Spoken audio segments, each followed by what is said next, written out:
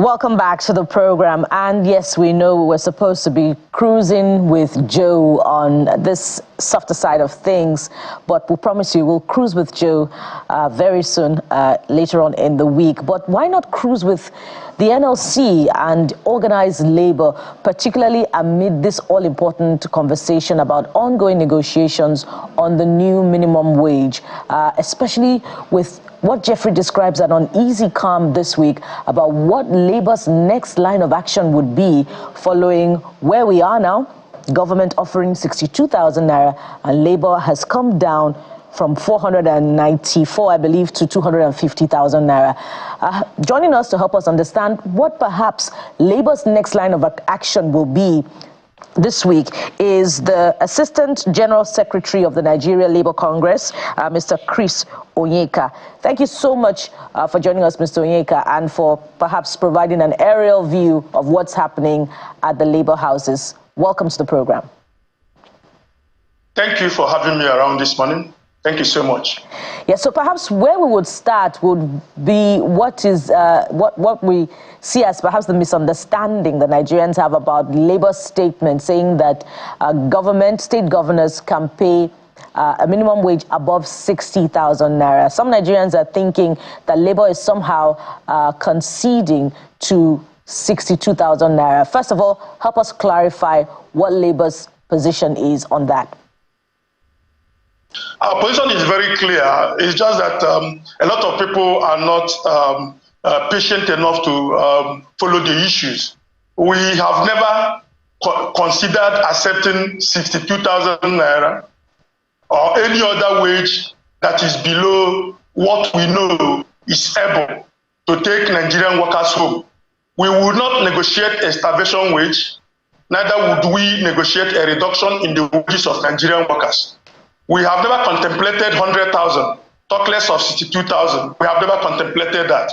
We are still at 250,000. That is where we are. And that is what we consider enough concession to the government and the other social partners in this particular situation. Because we are not just driven by frivolity. We are driven by the realities of the marketplace, realities of the things that we buy every day. A bag of rice, gari, yam, and all of those. We are driven by that, and we understand what we feel all over the nation. What we did before coming to where we came to was as a result of scientific investigation. We conducted throughout the nation, all around the local governments and the states of the federation. We did all of those and came with the figure that we came up with. We have our first initial. Well, it appears as if Mr. Onyeka has... Okay, please unmute Mr. Onyeka. Perhaps your hand touched the mute button unexpectedly. Mr. Onyeka, please unmute.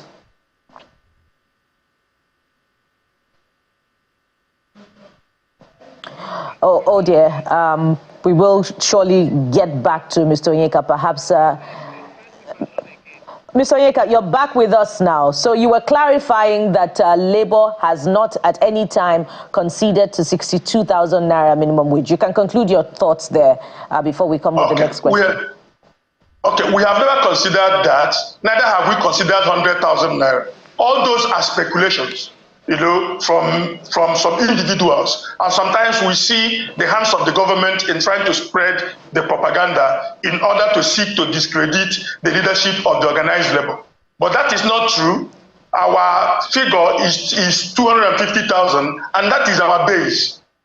That is where we are. All right, Mr. Onyeka. So I'm happy you mentioned the fact that you did your analytics, more like a cost of living index across the country. And I saw that you came to that 615,000. I had a conversation with Mr. George where he broke it down. But in your analytics, did you also consider the level of buoyancy across states? Because we know that some states, in terms of revenue across board, is abysmal, which is why they are raising concern. And governors have come with that grandstanding position that even the 60,000 naira that has been proposed by the federal government is unsustainable for them. That is not the reality.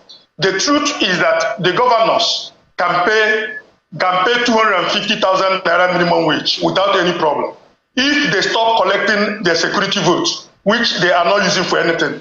For example, if they stop paying their past governors and deputy governors pension while they sit at the National Assembly, they will have more money to pay. If they reduce the cost of governance in their respective states, they will be able to pay. We have people who are also people from our own side, who are also in government at the state levels. And we have had these conversations all these years. The governors have to have a heart of humanity.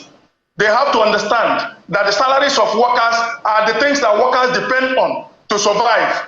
And they will have to put themselves, they have to have empathy for Nigerian workers. Because if you do not pay workers well, they will not be able to live as human beings. You strip them of that thing that makes them human beings. And so, governors should realize that if they cut down on their greed, if they cut down on the waste at the state levels, then they will have more money to pay workers. The state government's treasuries are all awash with naira, given the hike in the price of PMS. They are awash with naira, and they cannot claim not to have naira. They have naira. I am conscious of using the fact naira. They are awash of naira in their coffers, and they should be humane enough to extend this to workers and pay them the 250,000 naira that we are demanding. Well, comrade, the other part of the argument has been, one, the states do not get equal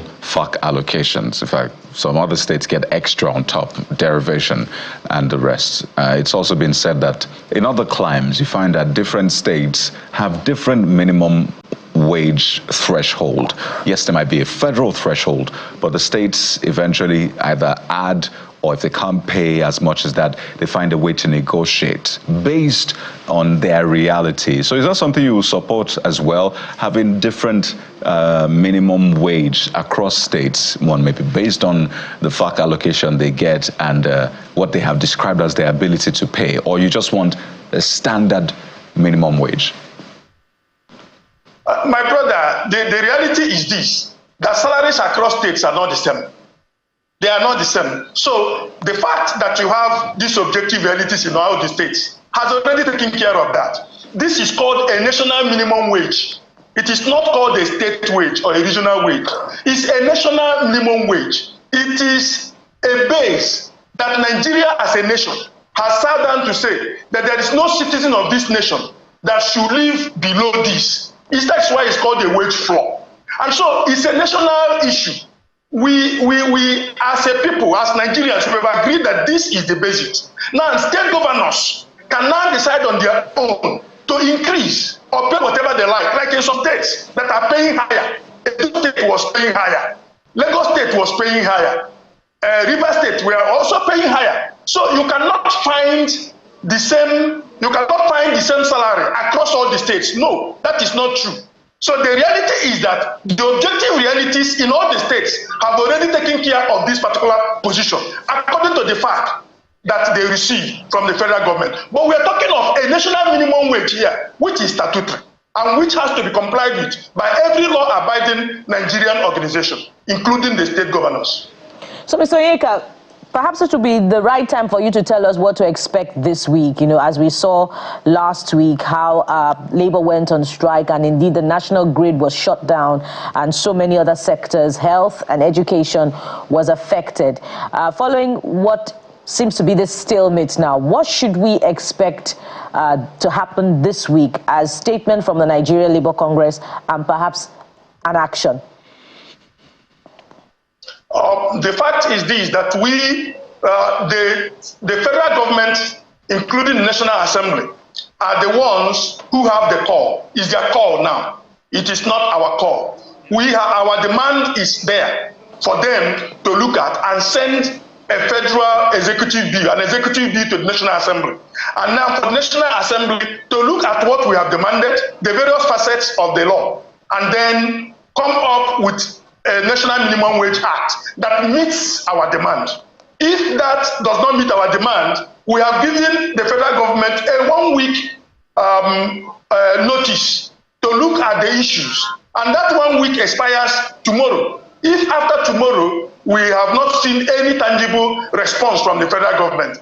The organs of the organized labor, we meet. The relevant organs will meet to decide on what next. And so it is not in my hands to tell you what we are going to do now, but it's in the hands of the organs. And these organs are made up of people from every part of Nigeria. These organs are made up of people from every religion in Nigeria. They will all meet and decide on the direction to go. But that is likely going to be dependent on what the federal government and National Assembly does in a few days' time. So what time does it expire tomorrow? What time does it expire tomorrow? What time? It expires tomorrow by midnight tomorrow. It expires. Okay, so what is the nature of the action that we should expect from Labour? The nature of reaction that we should expect from Labour? Will you be calling a strike if the federal government refuses to shift ground from its 62,000 naira? It was clear what we said. We said we were relaxing a nationwide indefinite strike. It's like you are putting a pause on it. And so if you put a pause on something and the organs that govern us as trade unions decide that we should remove that pause, if we remove that pause, it means we go back to what was in existence before. And it's also important that at this juncture that because you mentioned the national grid, it's also important that I use this to also clarify that when workers embark on withdrawal of service, a strike connotes withdrawal of service. If we withdraw our service, okay, what happens is that the machines will not run themselves. The machines will stop operating. And that is what happens all over the world. Workers have withdrawn their services. So if we withdraw our services, things will not work as they were working before. And that is what we have been doing all this while. And that is why, and that is why we're going to wind down. Just a minute. Since we're dwelling on the issue of grid, your action has been described by the Senate President as sabotage, including the SGF has described it as treasonable felony. How is Labour receiving that statement? Well, our position is clear in the media already. The SGF statement was unfortunate for somebody who occupies the sensitive position that he occupies. He has to understand that you do not make such statements when there is an ongoing negotiation, because it inflames and actually creates a situation of aggression. And the one from the Senate President is also, and that was why we said that the Senate President and the SGF should look in the mirror for those who are committing treasonable felony in Nigeria and for those who are sabotaging the economy. We are not the ones that are sabotaging the economy. They should look in the mirror to see the ones who are sabotaging the economy. The ones that are sabotaging this economy are not in the workplaces. They are the ones that wear abada. They are the ones that drive inexpensive convoys all over Nigeria. All right, Ms. Onyeka, if you can unmute, I understand that. Can you just unmute? So we're throwing the last question. We're totally out of time. Ms. Onyeka, if you can hear me, can you unmute? Oh dear. All right. I hope that we're totally out of time. We're running out of time. But I wanted to find out some numbers from him, but I can see. Ms. Onyeka, if you're back, can you hear me now? Can you hear me, Ms. Onyeka? I can hear you now very well. Just one last question in 30 seconds. So where will Labour, I presume that Labour is not going to stay on 250,000. Is 100,000 naira fair?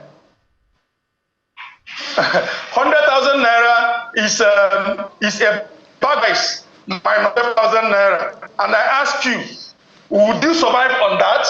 Would you survive on a bag of rice plus 12,000 naira? Right. Will you survive on that? And that is the answer. Okay. So 100,000 naira, we have never contemplated that. All right. We are people who are responsible to some people in Nigeria, and we have to work towards that. All right, we'll see how this goes. Final notes. Can you tell us the states that are not even paying the 30,000 naira yet?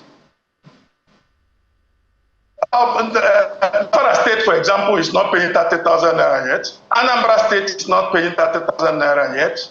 You know, the 30,000 naira minimum wage. You know, the minimum wage has a lot of components, and you have most of these states, as agreed by the government itself, about 5 of them, that are not paying minimum wage. and that is a criminal. Because if you breach the law, it means that you are lawless. And that is lawlessness. Right. And the federal government should have taken action against them, but they didn't. All right, Mr. Onyeka, we have many more questions for you, but we'll leave it there for now. And I hope that we can secure your assurances that essential services will not be affected. For instance, there were reports that in some hospitals, the process of surgery was stopped during the strike. I wish you could react to that, but that's an appeal. I want to thank you very much for your time on the program. We've been talking with Mr. Chris Onyeka, the Assistant General Secretary of the Nigerian Labour Congress, who joined us via Zoom to provide updates on the ongoing negotiation and Labour's next line of action. Thank you very much for your time on the program. Thank you for having me, my sister. God bless you.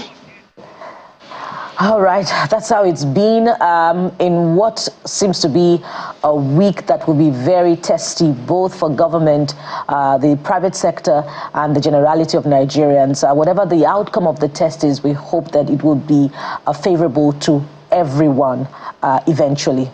Guys. It's coming down now to what Labour will do and what the federal government will do. So we're all watching and hoping that there'll be a meeting point. Thank you for watching. I'm Jeff Rosano. I will be back again tomorrow. I am Bukola Koka. Sunrise Daily is next. Stay with us. I'm Karen. Goodbye.